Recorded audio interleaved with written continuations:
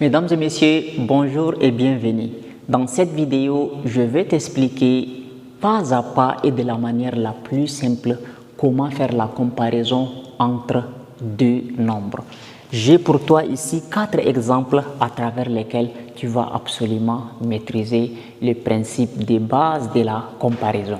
Sans toutefois plus tarder, allons-y à la comparaison du premier nombre. Donc ici, nous avons 5 tiers et 11 tiers qu'on nous demande de comparer. Là, 5 tiers et 11 tiers. Voilà. Là, il s'agit de deux fractions qu'on nous demande de comparer. Donc la règle dit, pour comparer deux fractions, assurez-vous que les deux fractions sont des mêmes dénominateurs. Si les dénominateurs de ces deux fractions sont les mêmes, donc c'est-à-dire il suffit que vous comparez les numérateurs. Donc ici, 5 tiers et 11 tiers. Là, on sait déjà que le 5 est plus petit que le 11. Donc on va dire 5 tiers est inférieur à 11 tiers. Pourquoi? Parce que ici, les dénominateurs sont les mêmes et la raison pour laquelle 5 tiers est inférieur à 11 tiers, car 5 est inférieur à 11. Donc voilà la raison pour laquelle 5 tiers est inférieur à 11 tiers. Maintenant, passons à la deuxième comparaison. Donc la deuxième comparaison, nous avons ici 4 tiers et 5 quarts. 4 tiers et 5 quarts. Bien, 4 tiers et 5 quarts sont deux fractions dont les dénominateurs ne sont pas les mêmes. Donc pour pouvoir les comparer, nous avons d'abord besoin de les réduire au même dénominateur. Alors, qu'est-ce que nous allons faire? Donc je vais dire 4 sur 3, je l'écris ici, et 5 sur 4 aussi, je l'écris à côté ici. Maintenant, ce que je dois faire par la suite, je multiplie la première fraction au numérateur et au dénominateur par le dénominateur de la deuxième fraction. Ici, la deuxième fraction a pour dénominateur 4, donc je multiplie ici par 4, ici aussi par 4.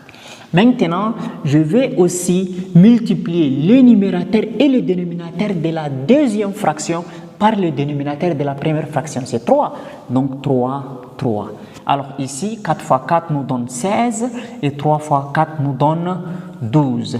Et là, 5 fois 3 nous donne 15 et 4 fois 3 aussi nous donne 12. Donc vous savez que déjà les deux fractions ont le même dénominateur. Donc on doit comparer les numérateurs. Vous voyez que ici, 16 est plus grand que 15. Donc on va dire 16 sur 12 est supérieur à 15 sur 12. Maintenant, comme 16 sur 12 est supérieur à 15 sur 12, on va dire alors 4 sur 3, 4 sur 3 là, c'est ça l'équivalence de 16 sur 12. Donc 4 sur 3 est supérieur à 5 sur 4. Et voilà, nous avons pu comparer nos deux fractions. Maintenant, passons directement à la comparaison de la troisième fraction. Bien. Alors, la troisième fraction, nous avons 3 racines carrées de 3 et 4 racines carrées de 2. Bien, si vous avez deux nombres à comparer et que dans ces deux nombres-là, il y a la présence de la racine carrée, vous pouvez simplement élever chaque nombre au carré. Mais à condition que le nombre qui est présent ne devrait pas avoir deux termes. Qu'est-ce que cela veut dire? Si par exemple on me demande de comparer racine carrée de 3 plus 4 et 4 racines carrées de 2. Là, ici, il y a deux termes. Si j'élève ça au carré et j'élève ça au carré, c'est-à-dire quand j'élève au carré, le radical ne va pas disparaître ici. Quoi que je fasse, le radical va toujours rester. Mais si c'était seulement racine carrée de 3, j'élève au carré, carré radical s'en va, il reste 3. Mais racine carrée de 3 plus 4, quand je développe, il y a toujours racine qui reste. Dès que la racine carrée ne disparaisse pas, je ne peux pas clairement voir et comparer racine carrée de 3 plus 4. C'est pourquoi il faut qu'il y ait un seul terme ici pour pouvoir élever chaque terme au carré. Bien, Maintenant, élevons chaque terme au carré, c'est-à-dire ici 3 racine carrée de 3, on élève tout au carré. Et ici 4 racine carrée de 2, on élève tout ça au carré. Alors, les 3 ici, c'est élevé au carré et la racine carrée de 3 même c'est élevé au carré. Quand je dis 3 racines carrées de 3, le tout au carré, veut dire que le 3 est au carré et la racine carrée de 3 aussi est au carré. Et ici, le 4 est au carré et la racine carrée de 2 même est élevée au carré. Donc ici, 3 élevé au carré, ça fait 9. Et carré radical s'en vont, il reste 3. Et 4 au carré, ça fait 16. Et racine carrée de 2 élevée au carré, ça nous donne 2. Donc 9 fois 3 nous donne 27. Et 16 fois 2 nous donne 32. Alors c'est-à-dire 27 est inférieur à 32.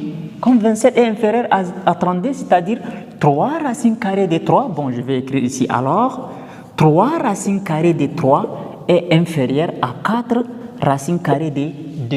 Et voilà, nous avons fait la comparaison. Maintenant, ici. Alors, si tu es là jusqu'ici, n'oublie pas de liker la vidéo, de t'abonner aussi. Alors, ici, nous avons 5 racines carrées de 57, ok, plus 16 et 60. Donc, c'est dans ces cas-là que nous ne pouvons pas élever tous les deux termes au carré pour faire partir le radical. Donc, nous allons utiliser une autre technique qui va nous permettre de comparer 5 racines carrées de 57 plus 7 et 60. Donc, avant tout, nous allons encadrer la racine carrée de 57, c'est-à-dire voir entre quel nombre et quel nombre se trouve la racine carrée de 57. Bien, maintenant, on va d'abord faire une droite graduée. Donc, je commence par 5, par 6, par 7, par 8 et 9. D'accord? Alors, ici, le 6 élevé au carré, ça nous donne 36. Donc, j'écris 36. Avec racine, c'est ça qui donne 6. Les 7 élevés au carré nous donnent 49, donc c'est-à-dire que avec racine, ça fait racine carrée de 49. Maintenant, les 8 au carré, élevé au carré, donne 64, donc c'est-à-dire racine carrée de 64, c'est égal à 8. Maintenant, regardez, le 6 là, c'est racine carrée de 36. Le 7, c'est racine carrée de 49. Le 8, c'est racine carrée de 64. Et le 9, c'est racine carrée de 81. Maintenant, entre racine carrée de 36, racine carrée de 49, racine carrée de 64 et racine carrée de 81, là, racine carrée de 54 se trouve dans quel intervalle, dans quelle plage? Vous savez que ça se trouve dans la plage entre 49, racine carrée de 49 et racine carrée de 64. C'est-à-dire que ici, racine carrée de 57 est quelque part là. Donc, c'est-à-dire racine carrée de 57 là, ça s'écrit avec virgule. Parce que racine carrée de 49, c'est 7. Racine carrée de 64, c'est 8. Mais entre 7 et 8, il n'y a pas d'autre nombre entier naturel. Donc, absolument un nombre avec virgule. Donc, on va encadrer racine carrée de 57. Donc, je vais dire que racine carrée de 57 là, racine carrée de 57 là, ça se trouve entre racine carrée de 49, voilà, entre racine carrée de 49 et racine carrée de 64. Est-ce que vous êtes d'accord avec moi? Donc, racine carrée de 57 entre racine carrée de 49 et racine carrée de 64. Maintenant, racine carrée de 49, ça nous donne 7 inférieur à racine carrée de 57. Inférieur et racine carrée de 64 donne 8. Maintenant, racine carrée de 57, là, vous voyez que c'est multiplié avec 5. Donc, c'est-à-dire 5 fois 7 inférieur à 5 fois racine carrée de 57 inférieur à 5 fois 8. Donc, 5 fois 7, ça fait 35. Inférieur à 5 fois racine carrée de 57, ça donne 5 racine carrée de 57. Et inférieur à 5 fois 8 qui nous donne 40. Vous voyez? Maintenant, il y a plus 16 à côté, c'est-à-dire à chaque membre, je vais ajouter plus 16, plus 16. Donc, 35, j'ajoute plus 16, inférieur à 5 racines carrées de 57, ça aussi j'ajoute plus 16. Et à 40, ça aussi j'ajoute plus 16. Donc ici, 35 plus 16, donc ça fait ici 40, 51. inférieur à 5 racine carrée de 57 plus 16 inférieur à 40 plus 16, ça fait 56. C'est pour vous dire que la quantité 5 racine carrée de 57 plus 16 là, c'est entre 51 et 56. Vous voyez? Mais on veut comparer ces nombres-là avec 60.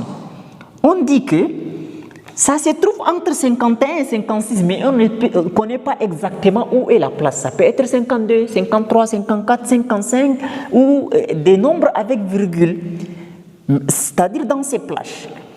Donc, c'est-à-dire que le plus grand nombre que 5 racines carrées de 57 plus 16 peut prendre là, c'est 55, quelque chose, mais jamais 56. Et on veut le comparer avec 60, c'est-à-dire 60 est plus grand que cette quantité. Donc, au final, on va dire que 5 racines carrées de 57 plus 16, voilà, et comment? Est plus petit que 60. Et voilà, nous avons comparé en se servant de la méthode d'encadrement. Alors, mesdames et messieurs, voilà, nous sommes arrivés à la fin de notre vidéo. Si la vidéo vous a plu, n'oubliez pas de la partager, de la liker et de vous abonner à la chaîne et activer aussi la cloche de notification afin de ne plus rater nos prochaines vidéos. Merci.